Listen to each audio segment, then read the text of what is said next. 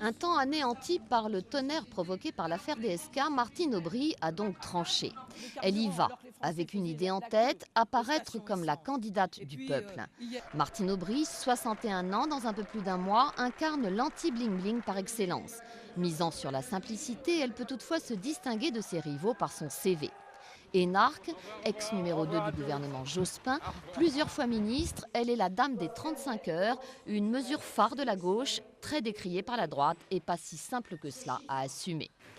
2008, elle arrive à la tête d'un PS déchiré, elle le remet au travail, engrange des victoires au régional et au cantonal et pacifie les rapports avec son ex-rival du Congrès de Reims, Ségolène Royal. Son projet pour 2012 a été validé haut la main par les militants. Son credo, elle l'a martelé depuis 3 ans, le parti doit retrouver les valeurs de gauche.